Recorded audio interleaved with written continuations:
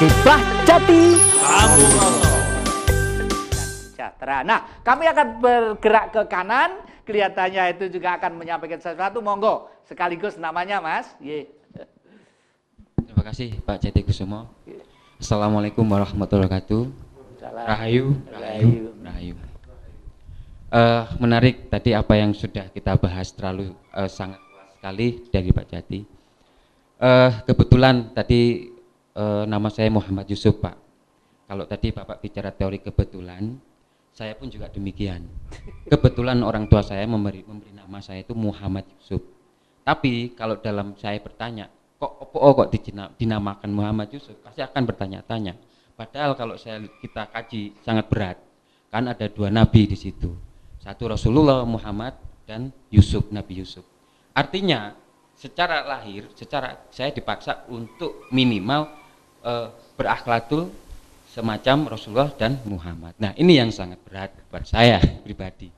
Tapi alhamdulillah ketika kita ketemu dengan para ahli-ahli spiritual, Pak Jati dan sebagainya, dan juga Mas Krisna, kita selalu sharing tentang apa sih nilai-nilai budaya. Dan memang benar bahwa apa yang kita sebagai putra bangsa sangat bangga harusnya kita mewarisi budaya-budaya leluhur kita yang tadi sudah Bapak sampaikan di depan. Kembali ke tema tentang kembali ke fitri, Pak Jati.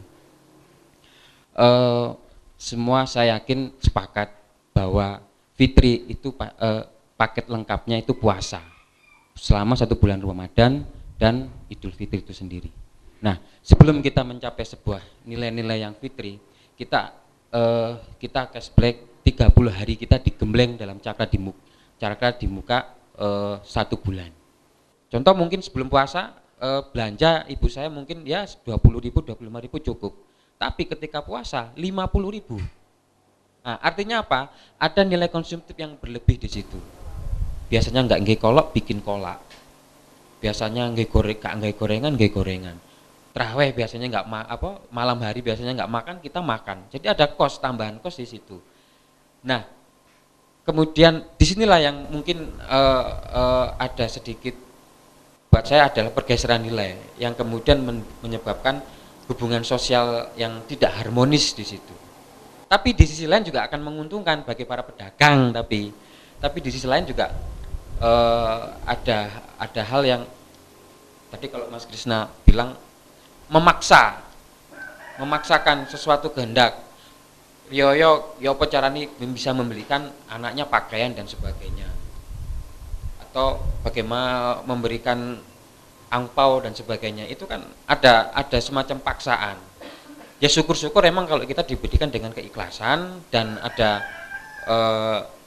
harta yang mungkin bertambah, mungkin kita bisa. Tapi bagi sebagian masyarakat yang kos-kosan ada sebuah paksaan. Nah, ini yang mungkin bisa kita cermati. Para hadirin yang saya muliakan, hikmah fitri itu memang buat kita memang sangat luar biasa. Tinggal bagaimana Pak Jati kita menyikapi tentang adanya pergeseran nilai itu. Jadi bagaimana kita berpuasa? Ya benar-benar kita hidup sederhana, apa yang dicontohkan Rasulullah. Beliau sendiri kalau berbuka puasa cukup 3 korma. Tapi kita kadang semacam dendam, piring numpuk dan sebagainya. Jadi balas dendam semacam itu. Nah, ini yang terjadi. Nah, mungkin ini yang ingin saya sampaikan Pak Jati. Ya, terima kasih. Waduh. Ya, semakin hebat saja kelihatannya.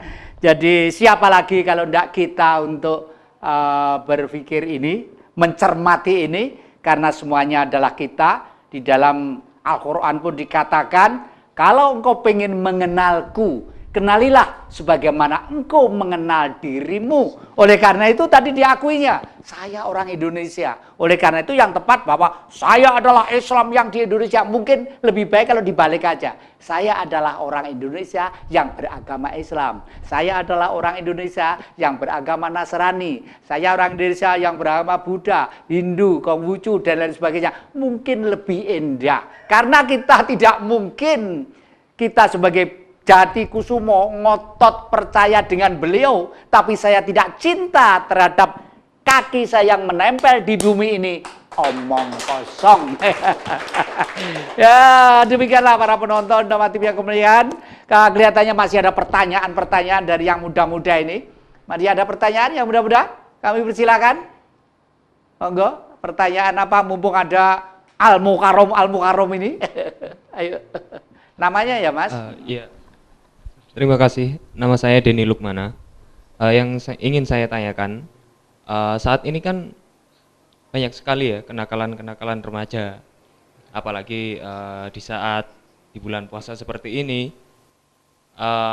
terjadi banyak perubahan secara instan. Mungkin dari yang sebelum bulan puasa itu berbuat kenakalan, kemudian ketika memasuki bulan yang penuh berkah ini seperti menjadi pura-pura menjadi baik di hadapan manusia sendiri ataupun di hadapan Tuhannya sendiri.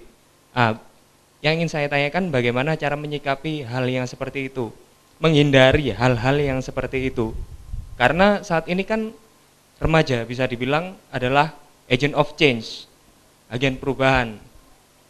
Nah, itu saja pertanyaan yang ingin saya ajukan. Terima kasih. Ya, terima kasih.